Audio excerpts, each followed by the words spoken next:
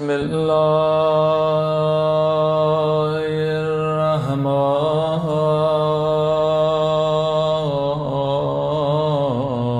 الرحیم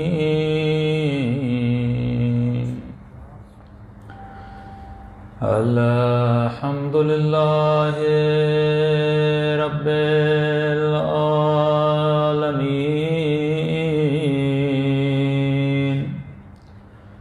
الحمد للہ کما هو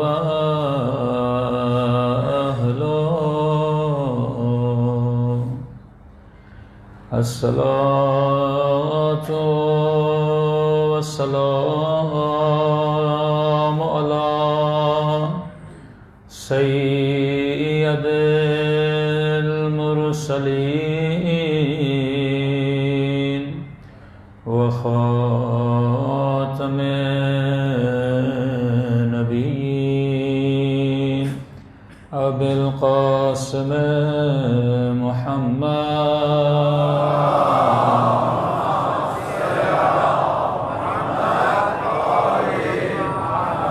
وعلى آله الطيبين الطاهرين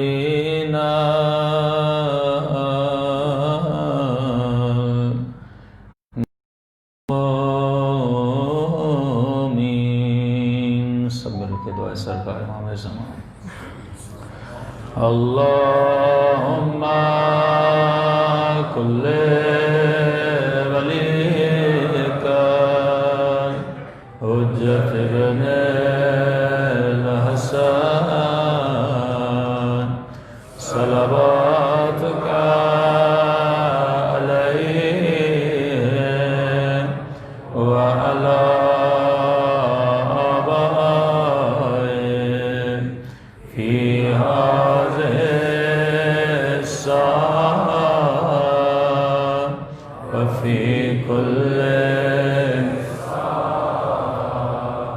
وليا وحافظا وقائدا وناصرا ودليلا وعينا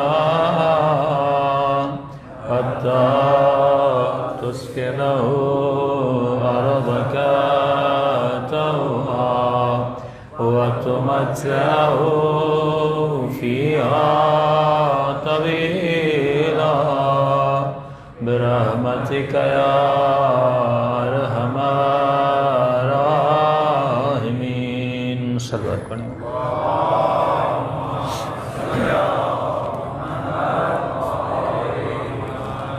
بسم اللہ الرحمن الرحیم. رب اشرح لی صدری ویسر لی امری واحلل عقدۃ من لسانی یفقهوا قولی.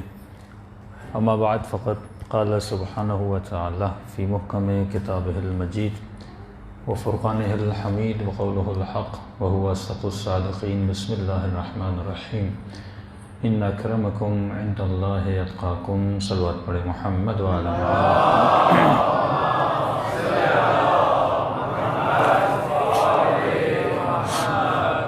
دعا ہے پروردگار عالم ہم سب کی عبادتوں کو اپنی بارگاہ میں قبول فرما دے اور جس مقصد حیات کی وجہ سے ان مجالس میں تشریف لاتے ہیں اس مقصد میں بھی ہم سب کو کامیابیاں کامرانیاں نصیب فرما دے. ذکر اور فکر در زیارت عاشورہ کے عنوان سے یہ چوتھی نشست آپ کی خدمت میں ہے کہ فرمایا انسان تو انسان ہے اپنی فکر کی وجہ سے.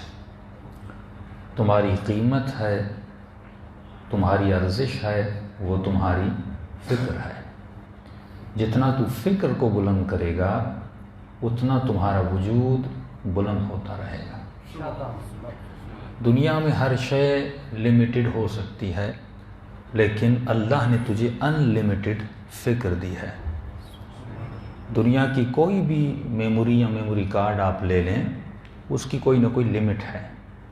30 GB ہوگی، 200 GB ہوگی، اب TB ہو گئی، 2 TB ہو گیا. لیکن فرمایا یہ جو تمہاری فکر ہے اس کی کوئی بھی لمٹ نہیں ہے، جتنا بھرنا چاہو اس کے اندر بھرو، یہ تجھے اختیار دیا گیا۔ ایک چھوٹی سی موبائل ہوتی ہے، چھوٹا سا کمپیوٹر ہوتا ہے، آپ کتنی چیزیں خریدتے ہیں، موبائل کی میموری بھر جاتی ہے، اس کے بعد دوسرا موبائل خریدا جاتا ہے، دوسری میموریز خریدی جاتی ہیں، لیکن میں نے تجھے ہمیشہ کے لیے ایک میموری دی ہے، ایک فکر دی ہے، تو جتنا اس کو مطالب سے بھرنا چاہے یہ تیرے اختیار میں ہے۔ اب تیرے اختیار میں ہے تو سال میں 2 مہینہ حسین کی مجلس سن، تیرے اختیار میں ہے تو 10 دن مولا کی مجلس سننے آئے، تیرے اختیار میں ہے تو پورا سال ہر روز علی کے نہج البلاغہ کو پڑھے۔ اختیار تجھے دیا، اور یہ فکر تمہاری باڈی میں ایکشنز کو پیدا کرتی ہے، اسی فکر میں محبت ہے، اسی فکر میں نفرت ہے، کسی کے فکر میں یزید کی محبت ہے اور کسی کی فکر میں حسین کی محبت ہے۔ یہ آپ مت سمجھیے، یہ زیارت عاشورہ کا جملہ ہے کہ میری لعنت ان پر بایعت تابعت، جنہوں نے بیعت کی، جنہوں نے اتباع کی، رضیت بہ، بیعت بھی نہیں کی، اتباع بھی نہیں کی، اس کے عمل پہ راضی رہے، اس پر بھی لعنت۔ آج جو یزید کو رحمت اللہ کہہ رہا ہے، مطلب دعا کر رہا ہے کہ اے خدا اس پر رحمت بھیج، اس کا مطلب میں اس کے عمل سے راضی ہوں۔ رضی اللہ عنہ کا مطلب کیا ہوتا ہے؟ جب کسی کا نام آتا ہے اور آگے کہا جاتا ہے آپ رضی اللہ عنہ کہیں، حالانکہ میں کبھی نہیں کہتا، حضرت تو آپ کہہ سکتے ہیں، جناب تو آپ کہہ سکتے ہیں، لیکن رضی اللہ عنہ قطعاً نہیں کہہ سکتے، کیونکہ جب آپ نے رضی اللہ عنہ کہا اس کا مطلب یہ ہوا اے خدا تو اس سے راضی ہو جا۔ کس چیز سے راضی ہو جا؟ اس کے عمل سے راضی ہو جا۔ جو یزید نے ظلم کیا تو ظلم سے راضی ہو جا، اس کا مطلب رضیت بے ہے۔ یہ زیارت عاشورہ کا جملہ ہے، اگر تو اس کے عمل سے راضی ہے تو حسین تجھ پر بھی لعنت بھیج رہے ہیں۔ یہ جو یزید کو رحمت اللہ بنانے کی کوشش کی جا رہی ہے، رضی اللہ عنہ بنانے کی کوشش کی جا رہی ہے، اور جو یہ کوشش کر رہا ہے وہ اپنی آخرت کو تباہ و برباد کر رہا ہے، کیونکہ اگر وہ اس کے عمل سے راضی ہو گیا تو آواز آتی ہے یوم ندعو کل اناس بامامہم، قیامت کے دن ہر انسان کو اس کے امام سے پکارا جائے گا۔ دنیا میں تو جس کی سوچ کو فالو کرتا تھا اور جس کی سوچ سے راضی تھا، قیامت کے دن اسی سوچ کے ساتھ تجھے اٹھایا جائے گا۔ تو یہ فخر ہے کہ شیعہ قوم یزید کی فکر سے راضی نہیں ہے، حسین کی فکر سے راضی ہے، اور قیامت کے دن انشاءاللہ حسین کے ساتھ اٹھائی جائے گی۔ صلوات پڑھے محمد و آل محمد۔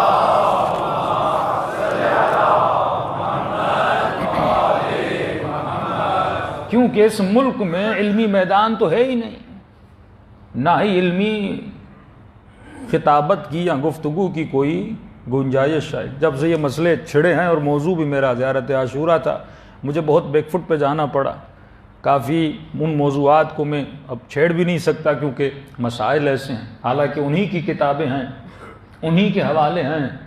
یعنی آج انسان اس منبر سے قال رسول اللہ کہنے کی جرت نہیں کر سکتا۔ آج آپ پاکستان میں جو مسلم کنٹری ہے جہاں پر رسول خدا کا کلمہ پڑھا جاتا ہے، آپ یہ نہیں بتا سکتے کہ رسول خدا فلاں کے بارے میں کیا خیالات رکھتے تھے۔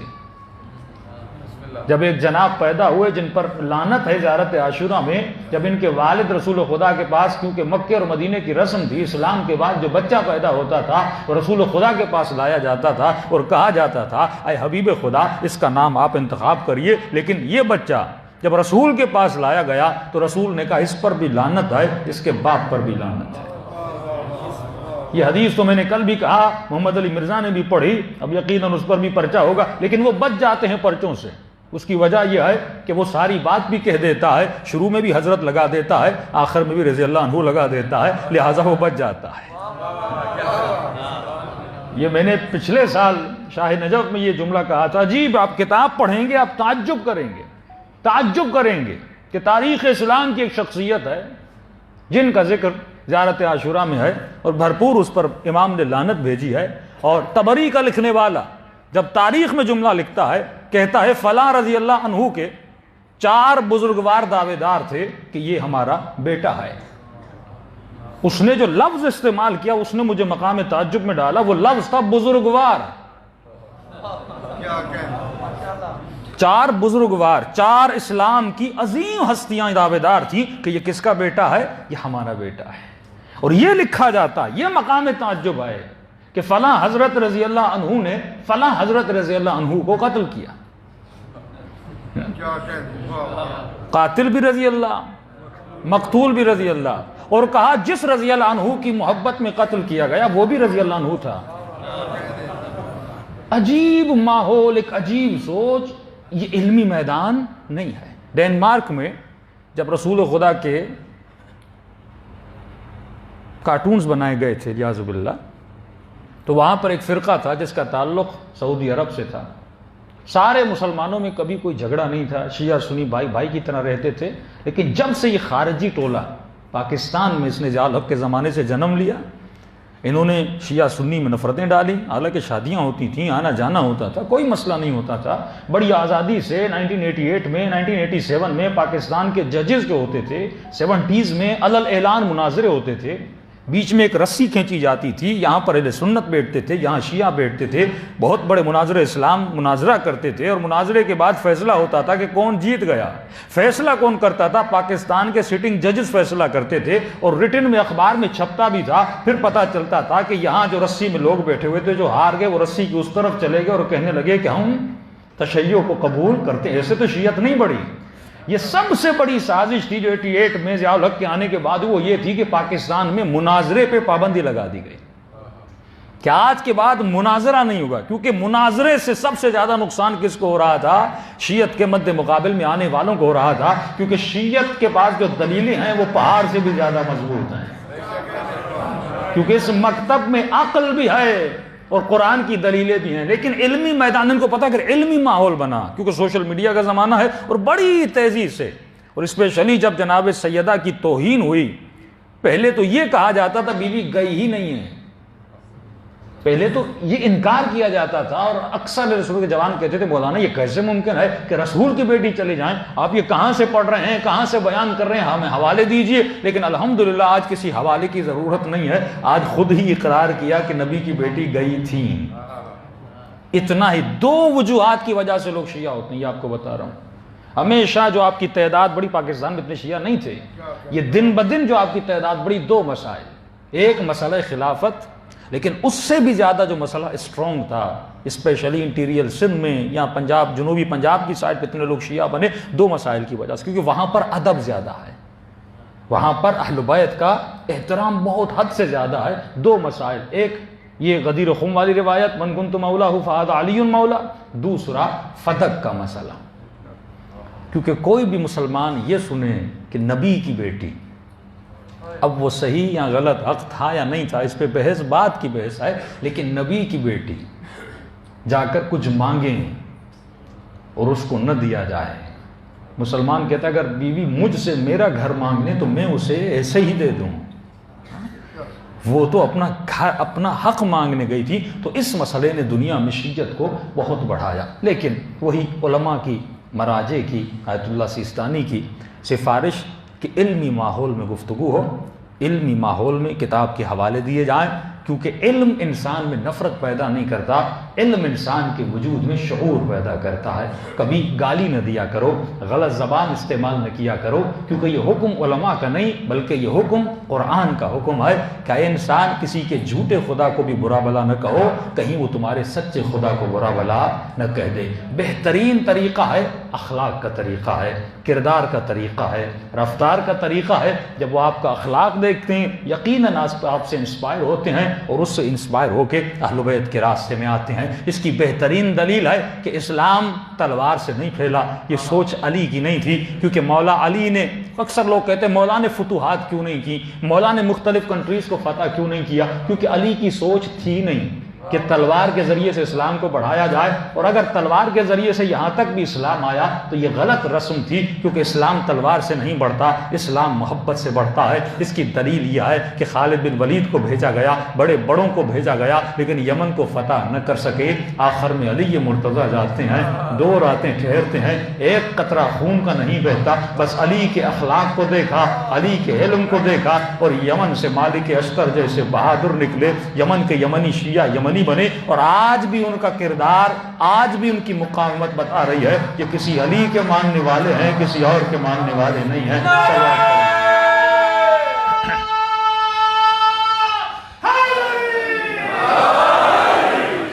تو اسلام کو پھیلانے کا بہترین طریقہ ہے آپ اخلاق کے ذریعے سے اسلام کو پھیلائیں۔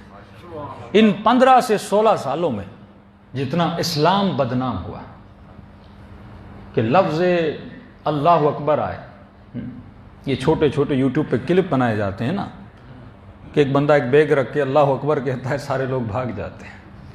جس کے اللہ کے نام سے لوگوں کو جمع ہونا چاہیے، آج اسی اللہ کے نام سے دنیا بھاگ رہی ہے۔ اسلام مطلب ٹیرورسٹ، مسلمان مطلب دہشت گرد۔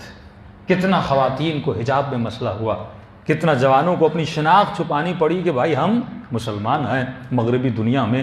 یہ کیوں ہوا؟ کس نے اسلام کو بدنام کیا؟ کس نے اسلام کے چہرے کو خراب کیا؟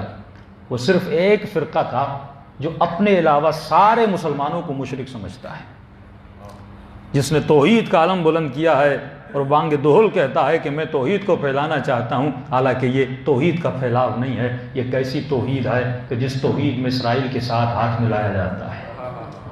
یہ کیسی توحید ہے کہ جس توحید میں شیطان اکبر کے گلے میں ہار پھیلائے جاتے ہیں؟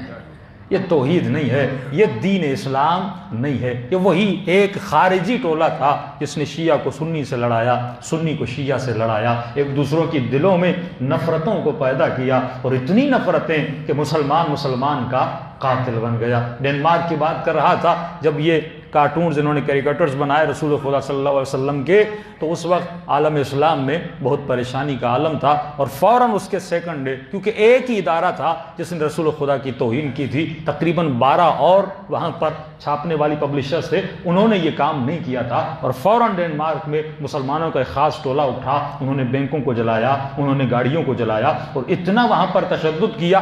اگلے دن پہلے ایک نے چھاپا تھا، اگلے دن 12 کے 12 نے چھاپ دیا کہ سچ کہتے ہو کہ تم لوگ ٹیررسٹ ہو۔ جو رسول وہابیت نے دوسرے لوگوں کے لیے پیش کیا، وہ رسول وہ نہیں جسے ہم مانتے ہیں۔ ہمارا رسول وہ ہے جسے علی بن ابی طالب نے پیش کیا، ہمارا رسول وہ ہے جسے قرآن نے پیش کیا، جس کے لیے کہ وما ارسلناک الا رحمتا للعالمین۔ اس کے سیکنڈ ڈے پہ وہاں پر افغانی شیعہ، پاکستانی شیعہ، ایرانی شیعہ، لبنانی شیعہ، عراقی شیعوں نے ایک پریس کانفرنس کی، ایک میٹنگ رکھی، اور اس میٹنگ میں انہوں نے بتایا کہ جو تصور تمہارا رسول خدا سے ہے وہ تصور ہمارا رسول خدا سے نہیں ہے۔ انہوں نے بتایا ہمارا رسول ایک بہت بڑی ریولیشن لے کر آیا تھا، انہوں نے عربوں سے جہالت کو ختم کیا، وہ عرب جو اپنی بیٹیوں کو زندہ دفن کرتے تھے ان کے وجود میں شعور کو پیدا کیا، وہ عرب جو ایک بھینس کی خاطر 16 لوگ مر جاتے تھے، رسول نے آ کر وہ کام کیا۔ کیا تم نے قرآن کی آیت نہیں پڑھی جس میں آیت جہاد میں پروردگار عالم فرماتا ہے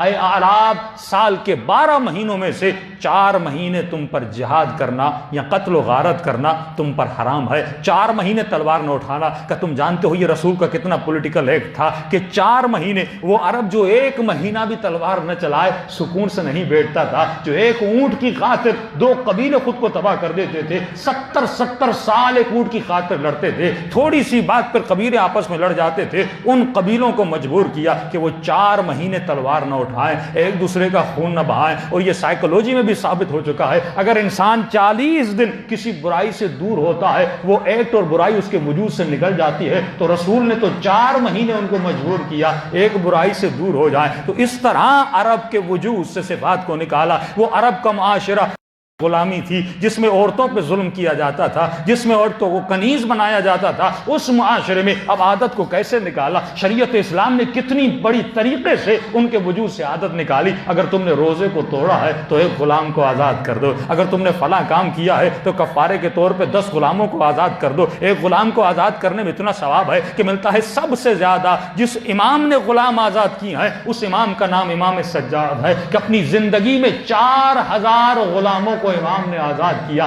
یہاں لوگوں سے خریدتے تھے، یہاں آزاد کرتے تھے۔ تو یہ رسم اسلام ہے۔ اور صرف غلاموں کو آزاد نہیں کیا، وہ خریدتے تھے اور ان کی تربیت کرتے تھے اور تربیت کرنے کے بعد آزاد کرتے تھے۔ دیکھیے وہ زمانہ جس زمانے میں شیعت پہ پابندی تھی، جس زمانے میں اہل بیت پہ پابندی تھی، جس زمانے میں آل رسول کو مارا جاتا تھا، لیکن کس پولیٹیکل طریقے سے امام سجاد نے شیعت کو بڑھایا، محبین اہل بیت کو بڑھایا؟ وہ کیسے بڑھایا؟ انہی غلاموں کے طریقے سے بڑھایا۔ امام خریدتے تھے، خریدنے کے بعد اپنے گھر میں ان کی مینٹلی تربیت کرتے تھے۔ وہ غلام جو کچھ جانتا نہیں تھا، لیکن جب امام کے گھر سے نکلتا تھا ایک عارف بن کے باہر نکل جاتا تھا کہ ایک شخص کہتا ہے میں بازار سے گزر رہا تھا، اس بازار میں عرب کا ایک ماحول تھا کہ کئی دنوں سے بارش نہیں برس رہی تھی، لوگ بڑے پریشان تھے، صحراؤں میں چلے گئے، دن رات دعائیں کرتے رہے کہ پروردگارہ بارش برسا دے، لیکن بارش کا ایک قطرہ بھی وہاں پر نہ بہا۔ کہتا جیسے میں نکلا ایک غلام تھا جو دیوار کے کنارے پر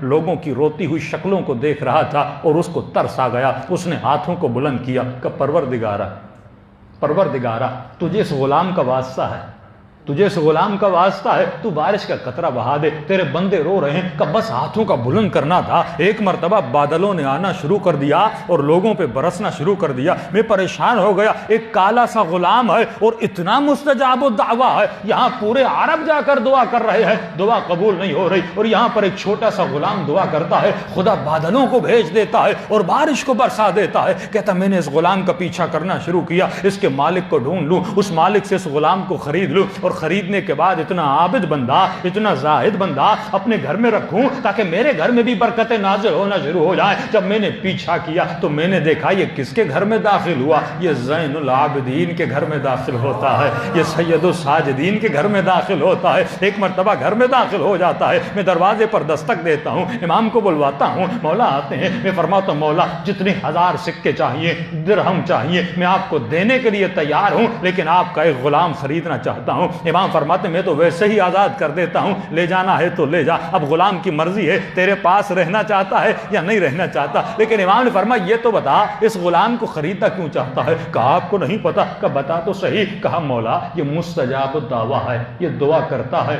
بادل آ جاتے ہیں، بارش برسنا شروع ہو جاتی ہے۔ امام نے غلام کو دیکھا کہ کب سے یہ کمالات کرنے لگا، کب سے یہ کرامات کرنے لگا۔ غلام کہنے لگا مولا میری جرت ہے، بس میں نے تو چھپ کے دعا کی تھی، میں کسی کو دکھانا نہیں چاہتا تھا، لوگوں کا دکھ مجھ سے دیکھا نہیں گیا۔ امام نے فرمایا بس میں نے تجھے آزاد کر دیا، اب چلا جا اور جس کی غلامی میں جانا ہے چلا جا۔ بس یہ جملہ سننا تھا۔ اس نے ایک اور دعا کی، خدایا جب تک سید الساجدین کے دربار میں تھا مجھے زندگی کرنا پسند تھی، اب اگر اس نے غلامی میں آزاد کر دیا میں بھی دنیا میں رہنا نہیں چاہتا۔ اور اسی وقت اس کی دعا قبول ہوئی اور خدا نے اس کی روح کو بدن سے پروان چڑھا دیا۔ تو یہ تربیت تھی جو اہل بیت نے معاشرے میں کی تھی۔ اسی تربیت کی وجہ سے کوئی سلمان بنا، کوئی مالک بنا، بغیر تلوار کے، محبت کے ذریعے سے، اخلاق کے ذریعے سے اسلام کو پھیلایا۔ صلوات پڑھے محمد و آل محمد۔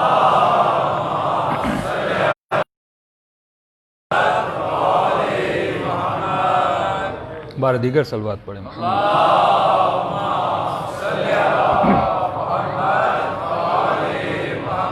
تو اس کے سیکنڈ ڈے پر جنہوں نے رسول خدا کو متعارف کروایا کہ ہمارا رسول کون ہے، جو رسول ابن تیمیہ نے تمہارے سامنے پیش کیا اس رسول کو ہم نہیں مانتے، جو رسول تلوار والا رسول ہے، جو رسول غیظ و غضب والا رسول ہے، جس رسول نے تمہیں یہ سکھایا کہ قبروں کو ڈھا دو، مسلمانوں کو مار دو، یہ رسول ہمارا رسول نہیں ہے۔ ہمارا رسول رحمت للعالمین ہے۔ اب مسلمانوں کو جب رسول ہی غلط بتایا گیا تو ان کے ایکشنز بھی غلط ہو جائیں گے۔ فکر میں جو ڈالا جاتا ہے بدن بھی وہی کام کرتا ہے۔ حسین آپ کی فکروں میں علم ڈالنے کے لیے آئے۔ اطلب العلم من المہد الی اللہ، اے انسان نالج کو حاصل کر، علم کو حاصل کر، کیونکہ علم میں بقا ہے، مال تیرے وجود کا حصہ نہیں ہے۔ کسی نے امام سے پوچھا تھا نا مولا سب سے بڑی دولت کیا ہے؟ امام فرماتے ہیں جو تجھ سے جدا نہ ہو۔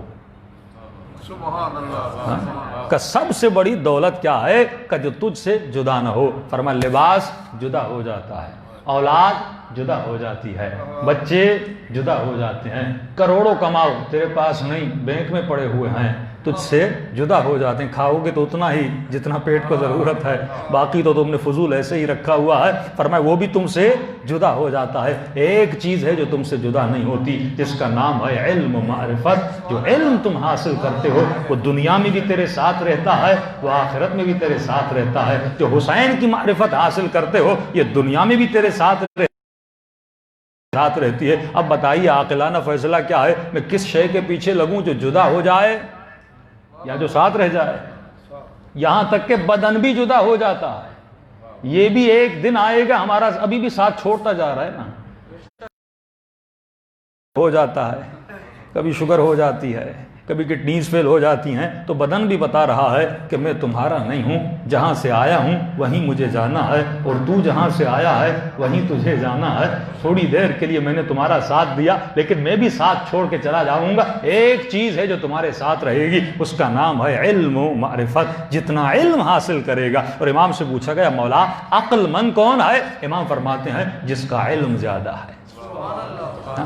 عقل کی غذا علم ہے، جتنا علم حاصل کرو گے اتنی تمہاری عقل بڑھے گی۔ اب خود سے پوچھئے کرتے ہیں 8 گھنٹے جاب کرتے ہیں، 12 گھنٹے مال دنیا کے پیچھے جاتے ہیں، لیکن انسان آدھا گھنٹہ بھی علم معرفت اہل بیت حاصل نہیں کرتا۔ یہی دعائیں مکارم الاخلاق ہے۔ کبھی ہم نے امام سجاد کی دعا پڑھی، کبھی ہم نے زندگی میں تفسیر قرآن پڑھی، کبھی ہم نے پورے قرآن کی ایک مرتبہ تلاوت کی ترجمے کے ساتھ، کبھی قرآن کے لفظوں پہ غور کیا۔ یہی 2 رکعت نماز پڑھتے ہیں، کیا اس 2 رکعت نماز میں غور کیا؟ نہیں اذان محترم، ہم غور و فکر نہیں کرتے، اس لیے کیونکہ ہمارے لیے آخرت کی اتنی اہمیت نہیں ہے جتنی دنیا کی اہمیت ہے۔ اس کی بھی وجہ ہے کیونکہ دنیا ہے محسوس، اس کو محسوس کرتے ہو، اس کے بیچ میں رہتے ہو، لیکن یہ سمجھتے ہو کہ آخرت بعد میں آنے والے ایک پیریڈ کا نام ہے۔ لیکن معصوم فرماتے اسی طرح نہیں ہے، سمجھو بالکل ایسے ہے جیسے بچہ ماں کے پیٹ میں ہوتا ہے، وہ سمجھتا ہے ماں کے پیٹ میں ہوں، لیکن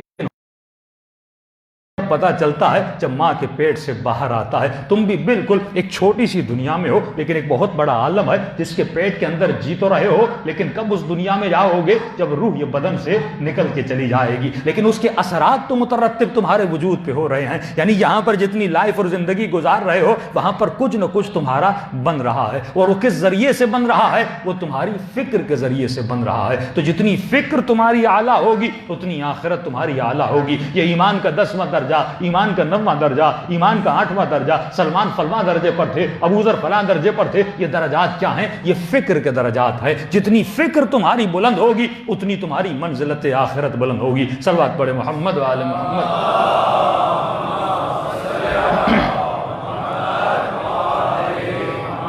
وعجل فرجہم۔ اب ایک چھوٹی سی مثال دے کر واضح کروں۔ کئی اشخاص یہ سمجھتے ہیں کہ یہ جسم میرا ہے تو اس پر مرضی بھی میری ہی چلنی چاہیے، لیکن پہلے تو یہ ثابت کرنا پڑے گا کہ اس جسم کا کریٹر میں خود ہوں۔ اگر اس جسم کو بنانے والا میں ہوں تو مجھے اس جسم کی ذرے ذرے کے بارے میں علم ہونا چاہیے۔ اگر میری میموری نے اس جسم کو بنایا ہے تو میری میموری میں اس جسم کی ساری اطلاعات انفارمیشن ہونی چاہیے۔ حالانکہ ایسا نہیں ہے۔ ایک ڈاکٹر صرف آنکھ کے بارے میں پڑھنے کے لیے 20 سال زندگی گزار دیتا ہے۔ صرف ایک دل کو اسٹڈی کرنے کے لیے اس کے کتنے سال گزر جاتے ہیں۔ یعنی کہتے ہیں مولانا اگر پوری باڈی کو اسٹڈی کیا جائے تو اس کے لیے تو ہمیں ہزار سال بھی چاہیے، تو وہ بھی کم ہے۔ اس سے پتہ چلتا ہے کہ مجھے میری باڈی کا علم نہیں ہے، کیونکہ یہ باڈی میں نے بنائی نہیں ہے۔ ایک سمپل سی مثال، اللہ نے ممبر پہ یہ مثال میرے ذہن میں ڈالی۔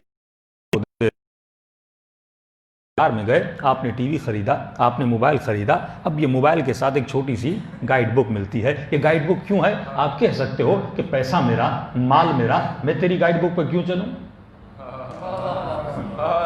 موبائل تو میں نے خریدا ہے، میں تمہاری گائیڈ بک پہ کیوں چلوں؟ وہ کمپنی کہے گی ہاں بھائی پیسہ تیرا ہے، خریدی تو نہیں ہے، لیکن گائیڈ بک میں نے اس لیے لکھی ہے کیونکہ موبائل کو بنایا میں نے ہے۔ مجھے پتا ہے اس کے آن کا بٹن کون سا ہے، اس کے آف کا بٹن کون سا ہے، اور واضح کرتا ہوا آپ کو بتاتا چلوں یہ کمپنیاں گارنٹی بھی دیتی ہیں، کبھی 2 سال، کبھی 5 سال، کبھی 10 سال، اور آخر میں لکھتی بھی ہیں اگر تم نے میری گائیڈ بک پہ عمل کیا تو گارنٹی ویلڈ ہے، اگر تم نے میری گائیڈ بک پہ عمل نہیں کیا تو گارنٹی اس کی ویلڈ نہیں ہے۔ ویسے ہی چلانا جیسے میں نے کہا، اگر تم نے الگ طریقے سے استعمال کیا تو موبائل کو بھی خراب کرو گے، گارنٹی سے بھی ہاتھ دھونے پڑیں گے۔ اب سوال یہ ہے، ایک چھوٹی سی کمپنی کو اتنی عقل ہے کہ جو چھوٹا سا موبائل بنائے، ایک چھوٹی سی واچ بنائے، ایک چھوٹا سا ٹی وی بنائے، اس کے لیے بھی ایک گائیڈ بک رکھتی ہے، تو انسان یہ بتا جس نے تمہاری باڈی کو بنایا کیا اس نے کوئی گائیڈ بک نہیں بنائی ہوگی؟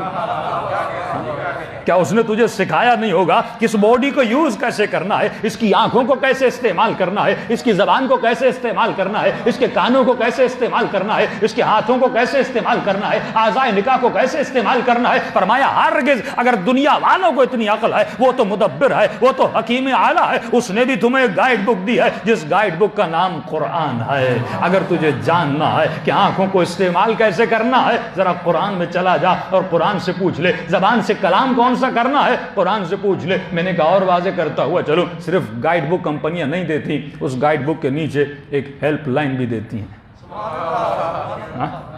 اگر یہ گائیڈ بک تجھے سمجھ میں نہ آئے تو ایک کال کر لینا، اور ہم نے کچھ ہیلپر بٹھائے ہوئے ہیں، ان سے پوچھ لینا کہ یہ کتاب سمجھ نہیں آ رہی، یہ گائیڈ بک سمجھ نہیں آ رہی، تو لہٰذا ان ہیلپر سے پوچھ لینا، وہ تجھے صحیح سے گائیڈ کر دیں گے۔ تو خدا نے بھی ایک گائیڈ بک بھیجی، اس گائیڈ بک کے ساتھ 12 ہیلپ لائنیں بھیجی کہ جب چاہے جسے چاہے رابطہ کر لینا، اس کا کلام پڑھ لینا، وہ تجھے بتائیں گے کہ کتاب کو استعمال کیسے کیا جاتا ہے۔ تو کسی نے مجمع سے سوال کیا، مولانا اگر ایسا تھا کہ گائیڈ بک بھی تھی اور ہیلپ لائن بھی تھی، پھر لوگ گمراہ کیوں ہوتے ہیں؟ میں نے کہا گائیڈ بک تو تھی لیکن رانگ نمبر ڈائل کرتے رہے۔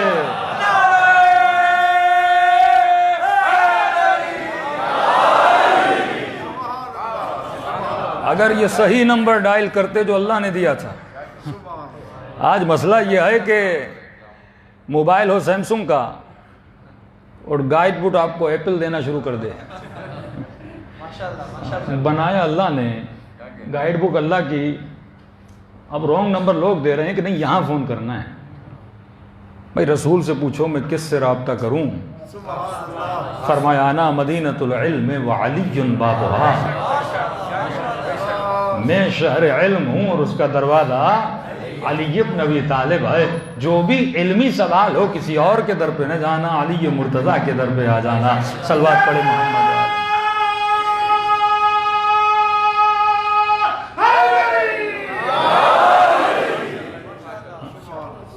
کبھی قرآن نے کہا فَاسْأَلُوا أَهْلَ الذِّكْرِ إِن كُنتُمْ لَا تَعْلَمُونَ، اگر تجھے کسی شے کا پتہ نہیں تو اہل ذکر سے پوچھو۔ کبھی قرآن کی آواز آئی اطیعوا اللہ واطیعوا الرسول واولی الامر منکم، اگر اطاعت کرنی ہے، اگر کسی کے در پہ جانا ہے تو اولی الامر کے دروازے پہ چلے جاؤ۔ اور یہ رسول کے کلام میں واضح ترین طور پہ دلیلیں ملتی ہیں، اور اہل بیت کی زندگی سے دلیلیں ملتی ہیں کہ اگر اس زمانے میں جب تک اہل بیت تھے، اہل بیت سے بڑا کوئی عالم نہیں تھا۔ دیکھیے درسگاہیں لگتی تھیں، مدرسے لگتے تھے، چھٹے امام اور پانچویں امام کا زمانہ درسگاہ اور مدرسوں کا زمانہ ہے۔ سب سے بڑی درسگاہ چھٹے امام کی درسگاہ ہوتی تھی۔ امام کے پاس علم تھا، مد مقابل کے پاس مال تھا، اور یہ کہا گیا جو اس کے درس میں جائے گا اسے 2 درہم دیے جائیں گے۔ تو علم والے بھی بڑے ہوشیار تھے، اور جو اس درس میں جائے گا اس کو 2 درہم دیے اس سے لیں گے۔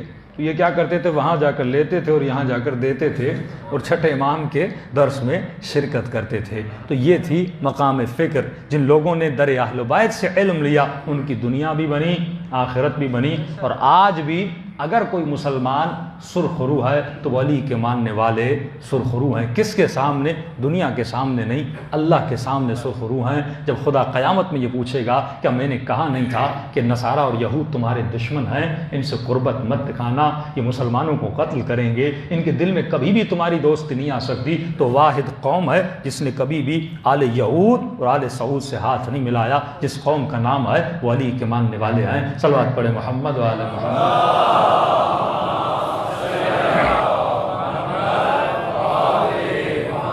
وعجل فرج. اب جب آپ کے پاس اتنی قیمتی چیزیں ہیں تو اس کی قدر بھی تو کرنی ہے نا. صرف یہ کہنا تو نہیں میرے پاس بڑی گاڑی ہے اور اس گاڑی کو پھینک دو کسی روڈ پر، چلتا پھرتا جو بھی آدمی آئے اس کو اسکریچ لگاتا ہوا چلتا جائے. صرف یہ تو نہیں کہو کہ میرے پاس بہترین گھر ہے لیکن اس گھر کا خیال نہ رکھو.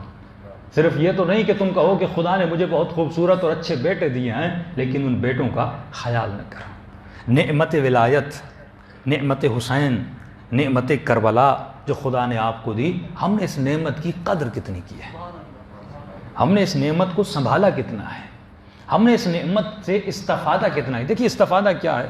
ایک مرتبہ ایک عالم آپ کے گھر پہ آتا ہے اور آپ اس عالم کو بہت اچھا فیسیلیٹیٹ کرتے ہیں، کھانا ٹائم پہ دیتے ہیں، اس کی ساری پریشانیوں کو ان کو سولو کرتے ہیں، لیکن آپ اس عالم سے باتیں نہیں کرتے. وہ کمرے میں بیٹھا ہوا ہے، آپ صرف کھانا ٹائم پہ پہنچا رہے ہیں، پانی ٹائم پہ پہنچا رہے ہیں. اس کا مطلب آپ نے اس عالم کے وجود سے استفادہ نہیں کیا. کھا تو یہ گھر پہ بھی رہا تھا، پانی تو اسے گھر پہ بھی مل رہا تھا، آپ نے اس کے وجود سے استفادہ نہیں کیا. یعنی یہ بالکل ایسے ہے کہ مولا علی ایک دن میرے ساتھ رہیں اور میں بالکل خاموش ہوں. ابن عباس کہتے ہیں کہ جب علی خطبہ دے رہے تھے اور کسی بے وقوف نے خطبے کے بیچ میں علی سے ایک فضول سا سوال کر لیا، جس سوال کی وجہ سے امام نے خطبے کو وہیں ختم کیا اور امام گھر چلے گئے. ابن عباس فرماتے پوری زندگی اس حسرت میں رہا کاش وہ سوال نہ کرتا، علی کا خطبہ پورا ہوتا. کیونکہ معارف دنیا اور عرفان عالم مولا علی بیان کر رہے تھے، لیکن جب قابلیت نہ ہو، جب قدر نہ ہو، لوگوں نے مولا علی کی قدر نہیں کی، قیمت نہیں کی. مولا روتے کیوں تھے؟ جناب سیدہ کے مسائل کیوں نہیں روتے کیوں تھے؟ رو رو کر کہتے تھے خدایا میں علم دینے کے لیے تیار ہوں، کوئی لینے والا نہیں ہے. میں کہتا ہوں آؤ علی سے پوچھو، زمین کے آسمان سے زیادہ علی آسمان کے راستوں کو جانتا ہے، کوئی پوچھنے کے تحت نہیں. توحید مفضل آپ کتاب پڑھیے چھٹے امام کی، واللہ عجیب عوالم کے معجزات اور امام مخلوقات کے بارے میں بتایا. یعنی یہی ایک توحید مفضل کسی بھی عالم، صرف مسلمان کی بات نہیں کر رہا، کسی بھی انسان کو دو گے وہ اس شخص پر جس نے توحید مفضل کے بارے میں اس پر ایمان لانے کے لیے تیار ہو جائے گا. اتنا علم امام نے دیا. اس کا دوسرا حصہ آج تک شیعوں کو نہیں ملا، جس میں امام نے ملائک پوری خلقت کے بارے میں مولا بتاتے ہیں. یعنی حیوانات سے شروع کرتے ہیں، انسانات پہ آتے ہیں، اور امام فرماتے ہیں مفضل کل آ جانا میں تجھے بتاؤں گا کہ ملائکوں کی اقسام کتنی ہیں، جنات کی اقسام کتنی ہیں، آسمانوں کی اقسام کتنی ہیں، لوح و فلک کے بارے میں کیا. امام پوری بتانا چاہتے تھے لیکن افسوس سے یہ علوم ہم تک ابھی پہنچے نہیں ہیں. لیکن جتنے علوم پہنچے ہیں آج، اگر مولا علی نہیں ہے، مولا علی کا نہج البلاغہ تو ہے. آج اگر امام سجاد نہیں ہیں، اگر مولا ہوتے تو یہی ابو حمزہ سمالی آپ کو سناتے نا، اگر مولا ہوتے تو یہی مکارم الاخلاق سناتے نا، اگر حضرت علی ہوتے تو یہی نہج البلاغہ سناتے نا، اگر رسول خدا ہوتے تو یہی قرآن سناتے. وہی قرآن جو ان عربوں کو سنایا وہی قرآن آپ کے پاس ہے. ان کے پاس کوئی نئی چیز نہیں تھی، مالک اشتر کے پاس کوئی نئی چیز نہیں تھی، یہی نہج البلاغہ، یہی خطبے، یہی علی کے جملے. ابو حمزہ سمالی کے پاس اور کچھ نہیں تھا، یہی امام سجاد کی دعا جس کا نام ابو حمزہ سمالی پڑا. جناب کمیل کے پاس کمیل کیوں بنا؟ کمیل اسی دعا کمیل سے کمیل بنا. سوال یہ ہے یہ ساری چیزیں آج میرے پاس ہیں، لیکن ان چیزوں سے میں نے کیا لیا؟ یہ نہج البلاغہ نہیں، یہ علی ہے. یہ دعائے ابو حمزہ سمالی نہیں، یہ تیرا مولا سجاد ہے. یہ مولا کا کلام ہے. قرآن کا احترام کیوں ہے؟ کیونکہ خدا کا کلام ہے، یہ اللہ کا کلام ہے. کون تجھ سے کلام کر رہا ہے؟ خدا. کون تجھ سے کلام کر رہا ہے؟ حضرت علی بن ابی طالب. کون تجھ سے کلام کر رہا ہے؟ امام سجاد. لیکن ہمارے پاس وقت ہے؟ ہم کتنے اہل بیت کے فرامین کو سنتے ہیں، کتنی حدیثیں اہل بیت، پوری بہار اور انوار، اس میں مختلف ابواب ہیں، باب عقل ہے، باب اخلاق ہے، تمام تر اہل بیت کی احادیث ہیں جو ہزاروں اور لاکھوں میں ہیں. مومن خود سے سوال کرے کہ میں نے زندگی میں کتنی حدیثیں اپنے مولا کی سنی ہیں. یہ مظلومیت اہل بیت ہے کہ اہل بیت کل بھی مظلوم تھے، اہل بیت آج بھی مظلوم ہے. اور یہ جو ہم مجلس میں آتے ہیں یہ میرا کمال نہیں ہے، یہ سیدہ زینب کا کمال ہے. اللہ یعنی اگر کربلا نہ ہوتی تو یہ تھوڑا بہت جو ہم علم لیتے ہیں، جو صفت، جو عادت ہمارے وجود میں ڈالی، جو کلچر ازا ہمارے پاس بنا، یہ بھی نعمت تھی جو خدا نے کربلا کو نعمت بنا کے ہمارے سامنے پیش کیا۔ کہ میں نے کئی سال پہلے آپ کو مجلس میں بتایا تھا، جس شے کو دشمن ہلاکت کا سبب بناتا ہے، خدا اسی شے کو انسان کے لیے نجات کا سبب بنا دیتا ہے۔ دشمن نے سوچا تھا میں کربلا کو حسین کا قبرستان بنا دوں گا، لیکن خدا نے اسی کربلا کو مومن کے لیے جنت بنا دیا۔ دشمن یہ سوچ رہا تھا کہ میں اس شیعہ کو مار کے شیعت کو ختم کر دوں گا، لیکن خدا نے اسی شہید کے خون میں اتنا جذبہ ڈالا کہ شیعہ قوم میں اور جذبہ بڑھتا رہا۔ نمرود نے سوچا تھا کہ میں ابراہیم کو آگ میں ڈال دوں گا، لیکن خدا نے اسی آگ کو گل و گلزار میں بدل کے جناب ابراہیم کے لیے نجات میں بدل دیا۔ صلوات پڑھیں محمد و آل محمد۔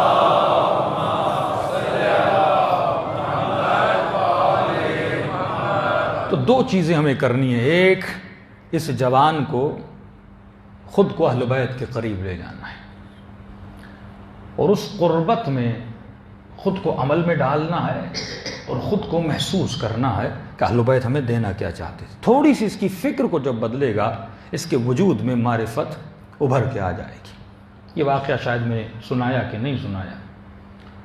پروردگار عالم آپ سب کو مشہد مقدس کی زیارت نصیب فرمائے۔ ایک مسجد ہے وہاں پر جس کا نام ہے مسجد گوہر شاد۔ گوہر خاتون کا نام تھا۔ یہ ہندوستان سے ہجرت کر کے مشہد پہنچی۔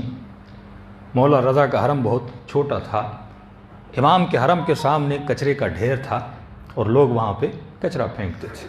مثلاً کوئی چھوٹی سی مسجد ہو، اس کے سامنے لوگ کچرا پھینک رہے ہوں۔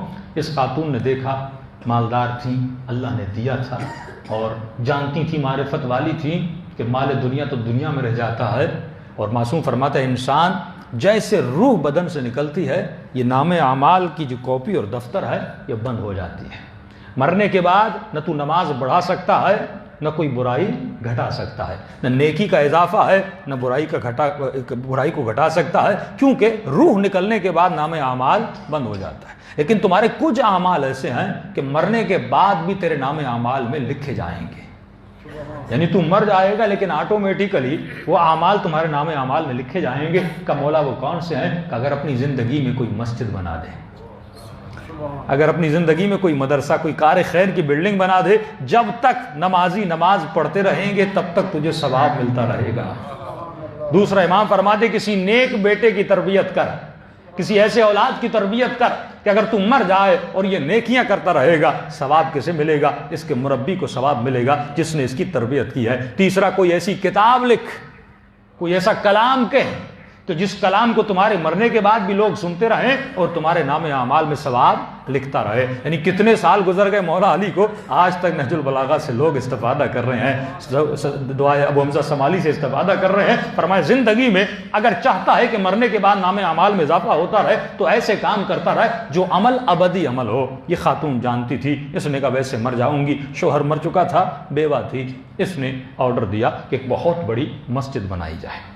آج یہ خاتون ہے نہیں، لیکن مسجد اپنی جگہ پر باندھی ہے، اعتکاف ہوتا ہے، نمازیں ہوتی ہیں، اور اتنی بڑی مسجد ہے کہ وہاں سے ابھی تو امام رضا کی زری بھی اندر سے نظر آتی ہے۔ اتنی مبارک مسجد ہے، وہاں پر جتنے نمازی نماز پڑھتے ہیں، گریا کرتے ہیں، زیارت عاشور، سارا ثواب کس کو مل رہا ہے؟ اس خاتون کو۔ لیکن یہ پیسہ اولاد کے لیے چھوڑ کے جاتی، اولاد ضائع کر دیتا، لیکن اس نے اسی پیسے کو کس کے لیے استعمال کیا؟ اپنی آخرت کو بچانے کے لیے استعمال کیا، اور امام کے حرم کو بڑھانے کے لیے استعمال کیا۔ اس نے مزدوروں کو آرڈر کیا، مزدور آئے، بنانے لگے۔ دیکھیے فکر انسان کی، ہماری صرف یہ ڈیوٹی نہیں کہ میں نیک بنوں، میری ڈیوٹی یہ ہے کہ میں کسی اور کو بھی نیک بناؤں۔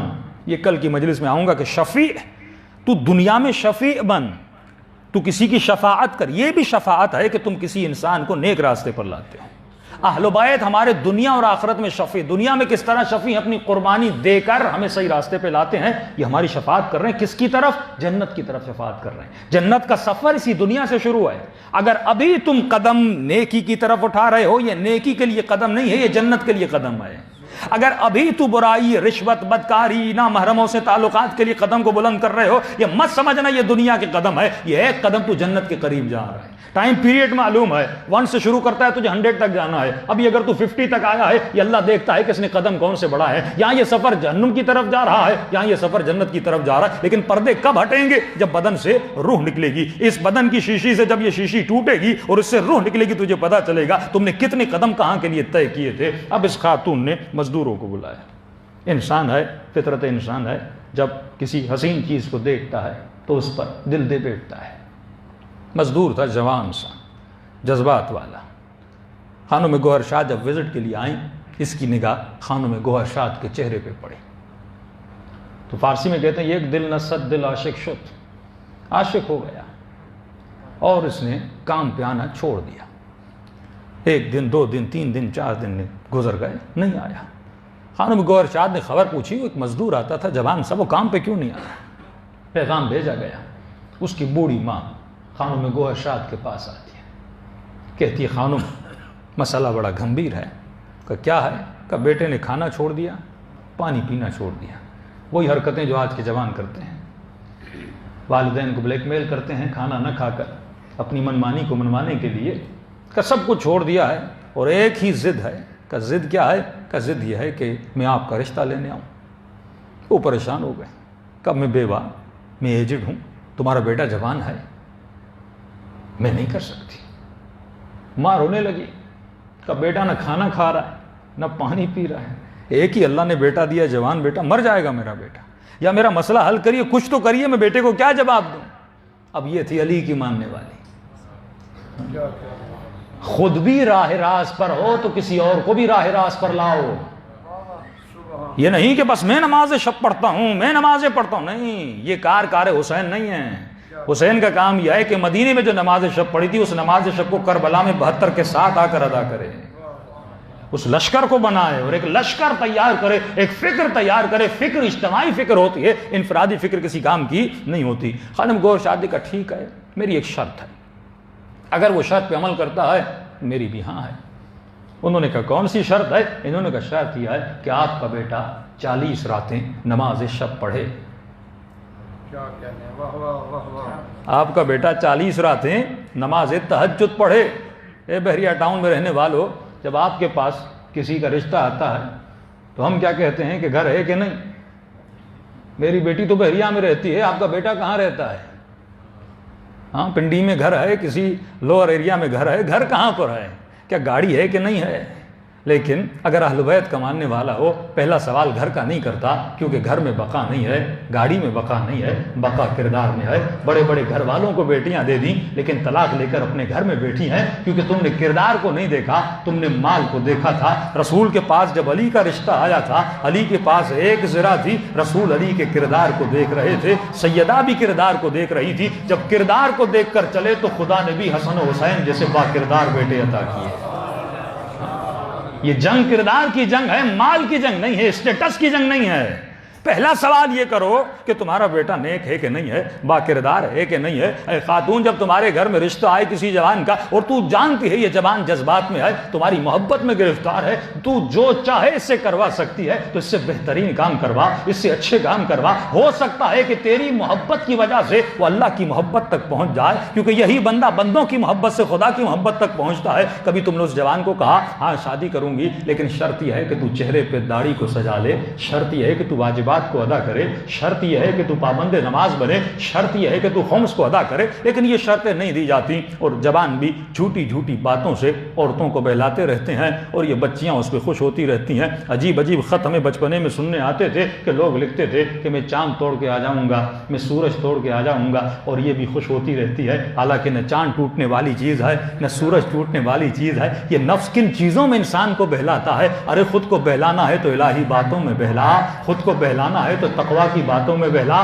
کبھی بھی شیطان اور نفس کے دھوکے میں نہ آنا۔ انہوں نے شرط رکھی کہ شرط یہ ہے کہ اگر تیرا بیٹا 40 راتیں نماز شب پڑھ لیتا ہے تو میں شادی کے لیے تیار ہو جاؤں گی۔ ماں بڑی خوشی سے گئی، کہ آپ 40 راتوں کی باتیں کرتی ہیں، ارے یہ تو 1000 راتیں پڑھنے کے لیے تیار ہے۔ جو کبھی خدا کے لیے نماز نہ پڑھے لیکن بندے کا عاشق ہو جائے تو مصلی عبادت پر آ جاتا ہے۔ بیٹے کو کہا خوشخبری لے کر آئی ہوں، ارے رضامندی مل گئی ہے، کہ 40 رات نماز شب پڑھ لو۔ بڑی خوشی سے کہا اماں 40 رات تو کیا، پوری زندگی بھی کہتی تو میں نماز پڑھنے کے لیے تیار تھا۔ اب اس نے نماز کو پڑھنا شروع کیا، راتیں گزرنا شروع ہوئیں، 10 راتیں گزر گئیں، 20 راتیں گزر گئیں، 30 راتیں گزر گئیں، 40 راتیں گزر گئیں۔ اس کی ماں کہتی ہے 50 راتیں گزر گئیں، 60 راتیں گزر گئیں، 70 راتیں گزر گئیں۔ ماں نے کہا کہ بیٹا کا رشتہ لینے نہیں جانا۔ بیٹے نے جواب نہیں دیا، کہ اماں صبر کرو۔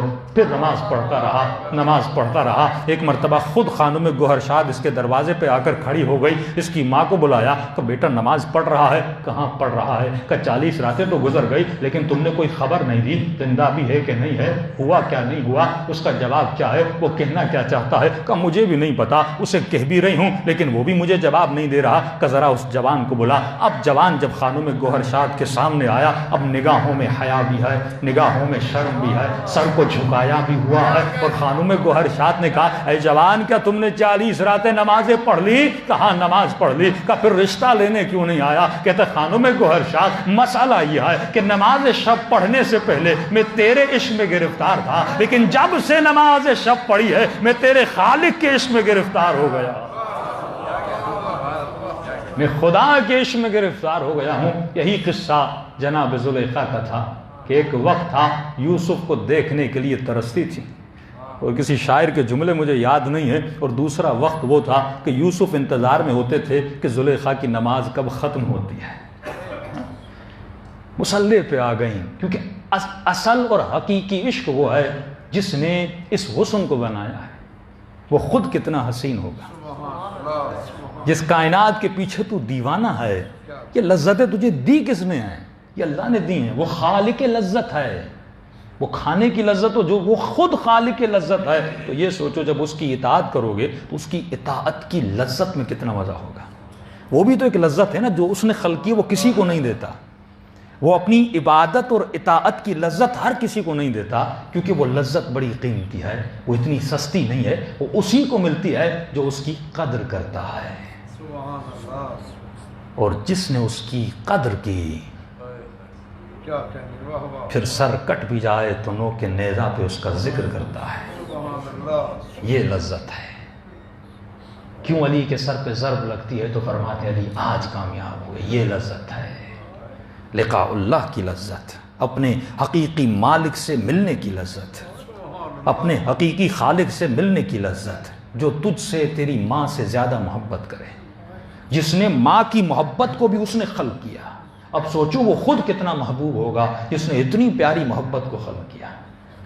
جو حسین جیسے مولا کو خلق کرے وہ خود کیسا ہوگا، جو علی جیسے آقا کو خلق کرے وہ خود کیسا ہوگا، جو رسول جیسے محبوب کو خلق کرے وہ خود کتنا محبوب ہوگا۔ یہ اندازہ کب لگاؤ گے؟ جب اس کی محبت میں گرفتار ہو جاؤ گے۔ پھر اس محبت کا جلوہ ایسا ہے، علی نماز پڑھتے ہیں، پاؤں سے تیر نکلتا ہے، پتہ ہی نہیں لگتا، کیونکہ اس درد کا خالق وہ ہے، لیکن اس کی لذت اس درد سے بھی زیادہ ہے۔ ایسے علماء کی مثالیں ہیں۔ آغا امینی بہت بڑے عالم گزرے، آنکھ کا آپریشن تھا، ڈاکٹرز کو کہا کہ مجھے نشہ نہیں دینا، ایسا ہی آپریشن کر۔ ڈاکٹر پریشان تھے، اس نے کوئی ذکر کہنا شروع کیا اور اس کے بعد ہم نے آپریشن بھی کر دیا، لیکن ان کو پتہ تک نہیں چلا کہ آپریشن ہوا ہے کہ نہیں ہوا۔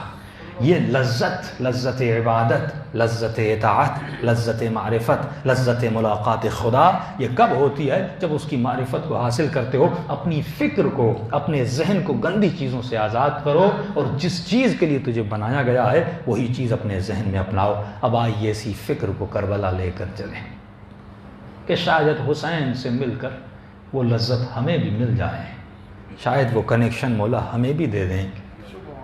اور یہ کب ہوگا؟ جب وہی جملے زبان سے نکالو گے جو جملے اہل بیت نے نکالے۔ یہ دعا ابو حمزہ سمالی جب پڑھو تو یہ محسوس کرو کہ یہ جملے سید سجاد کے جملے ہیں، یہ اس معصوم امام کی زبان سے نکلے ہوئے جملے ہیں۔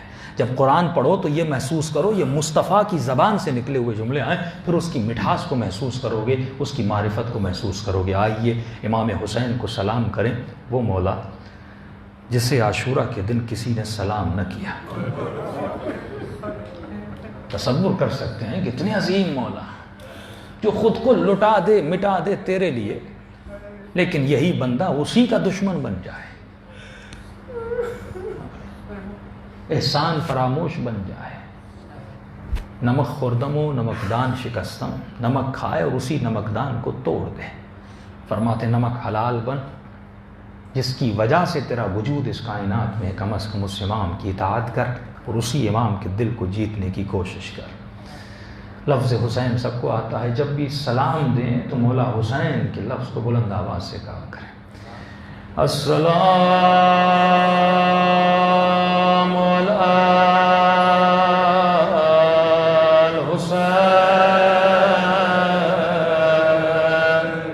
وعلی علی ابن الحسین وعلی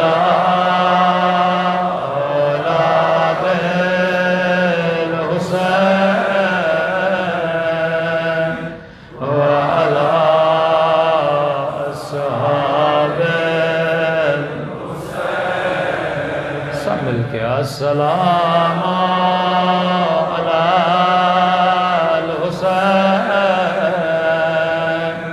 وعلی علی ابن الحسین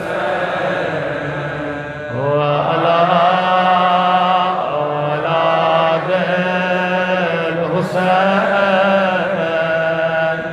وعلی اصحاب بلند آواز سے السلام علی الحسین وعلی علی ابن الحسین وعلی اولاد الحسین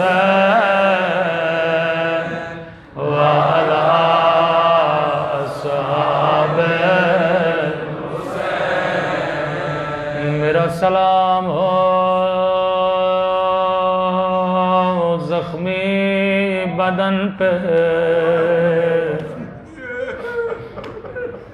میرا سلام ہو زخمی آنکھوں پہ،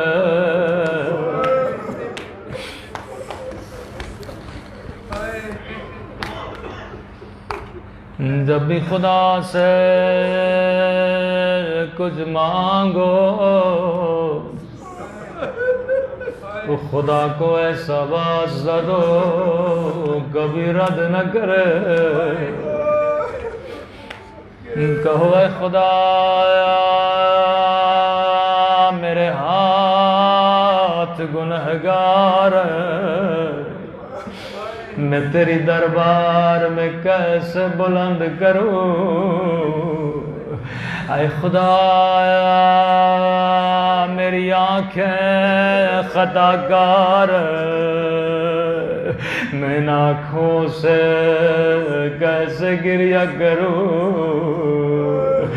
تجھے ان ہاتھوں کا واسطہ جنہیں حسین نے اٹھا کے چوما تھا، چوم کے کہا عباس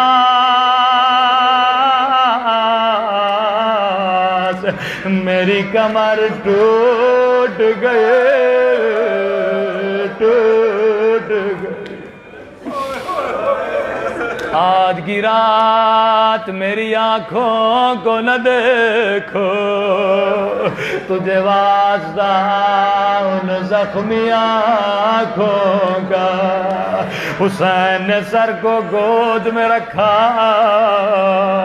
عجیب روایت کے جملے ہیں، عباس بار بار سر کو گرا دیتے تھے، حسین پھر گودی میں لیتے تھے، پھر عباس سر کو زمین پہ گراتے تھے۔ حسین نے کہا عباس یہ کیا کر رہے ہو؟ رو کر کہا مولا میرا سر آپ کی گود میں ہے، میں یہ سوچ رہا ہوں آپ کا سر کس کی گودی میں ہوگا۔ اسے کہتے ہیں وفا، اسے کہتے ہیں ادب۔ لیکن فرمایا مولا اگر زحمت نہ ہو ابا کے دامن سے، میری آنکھ سے خون صاف کریے۔ رو کر کا مولا یہ بھی زحمت نہ دیتا اگر بازو سلامت ہوتے۔ مولا ایک آنکھ میں تیر ہے، دوسری آنکھ میں خون ہے، عباس آنکھ کا خون صاف کیوں کرنا چاہتے ہو؟ رو کر کا مولا اماں کہتی تھی عباس جب تو پیدا ہوا تھا تو نے سب سے پہلے حسین کو دیکھا تھا۔ مولا جاتے جاتے آپ کی زیارت کرنا چاہتا ہوں۔ اسے کہتے ہیں محبت، اسے کہتے ہیں دعوت۔ یہ تو بھائی کی بھائی سے محبت ہے۔ فرماتے ہیں عباس باب الحوائج، خدا نے اس دروازے کو حاجتوں کو قبولیت کے لیے رکھا۔ فرمایا میرے ظاہر میری زیارت سے پہلے میرے عباس کی زیارت کیا کرو۔ ہر بی بی کو ناز تھا عباس پہ، سکینہ سے لے کر زینب تک۔ جب تک عباس تھے سکینہ کہتی تھی بچوں گھبرانے کی ضرورت نہیں، میرا چچا موجود ہے۔ بی بی زینب کہتی تھی بیبیوں گھبرانے کی ضرورت نہیں، تمہارے پردوں کا محافظ موجود ہے۔ تبھی جب اجازت لینے آئے امام حسین نے کہا عباس میں نہیں روکتا، باز زینب کو بڑا بھروسہ ہے، پہلے جا اپنی آقازادی سے اجازت لے۔ عباس خیمے کے در پہ آئے، اجازت ملی، بی بی زینب کے سامنے زانو ادب لگا کے بیٹھ گئے۔ بہن جانتی ہے بھائی کیوں آیا ہے؟ رو کر کا عباس جانتی ہوں کیوں آئے ہو۔ عباس میں تجھے روکوں گی نہیں، لیکن پہلے میری کچھ باتیں سنتا جا۔ جی میری آقازادی جو کہیں عباس سننے کے لیے تیار۔ فرمایا عباس بابا علی کی حکومت تھی، میرا قافلہ کوفے کے شہر کے باہر رکا۔ بابا نے فرمایا حسن رات ہونے دو، بازار بند ہونے دو، جب لوگ گھروں کو چلے جائے پھر میری بیٹی کو لانا۔ عباس رات ہو گئی، بازار بند ہو گئے، سنو گے بابا علی خود میرے استقبال کے لیے آئے۔ بابا نے میرے اونٹ کی مار کو تھاما، ایک مرتبہ چلتے چلتے بابا نے کہا زینب ذرا اماری کا پردہ ہٹانا۔ میں نے پردہ ہٹایا، بابا نے کہا زینب غور سے دیکھو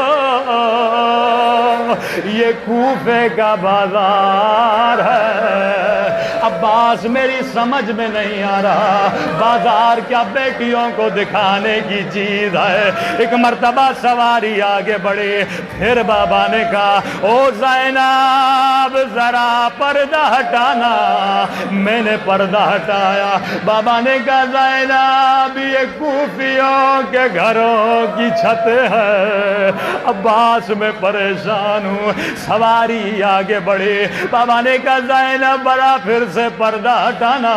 اب میں نے پردہ ہٹایا. بابا نے کہا زینب یہ کوفے کا چوک ہے, اتنا سننا تھا مجھ سے رہا نہیں گیا.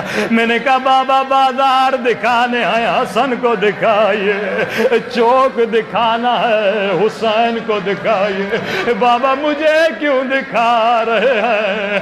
ایک مرتبہ بابا نے میری سواری کو بٹھایا. عباس بابا کی آنکھوں سے آنسو بہ رہے تھے.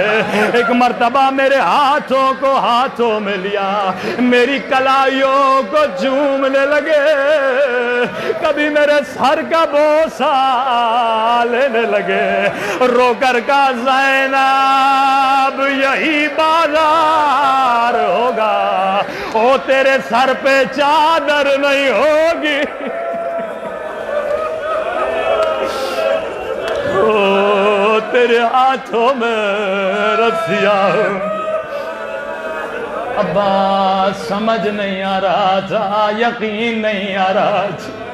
میں نے کہا بابا آپ امام علم غیب جانتے ہیں, جو کہتے ہیں سچ ہے, لیکن بابا زینب کا ایک سوال ہے. بابا جس بہن کا بھی ایک بھائی ہو, اسے بھی کوئی آنکھ اٹھا کے نہیں دیکھتا. او اللہ نے مجھے 18 بھائی دیے ہیں, اللہ نے مجھے حسن جیسا حسین جیسا بھائی دیا. عباس تب تک یقین نہیں تھا. ایک مرتبہ زینب نے کہا عباس کھڑا ہو جا. زینب نے دونوں باہیں بھائی کے گلے میں ڈالی اور کہا خدا حافظ عباس. اب میں زینب سمجھ گئی اور میری چادر اترنے کا وقت قریب ہے, اور میرے ہاتھوں میں رسیاں بندھنے کا وقت قریب.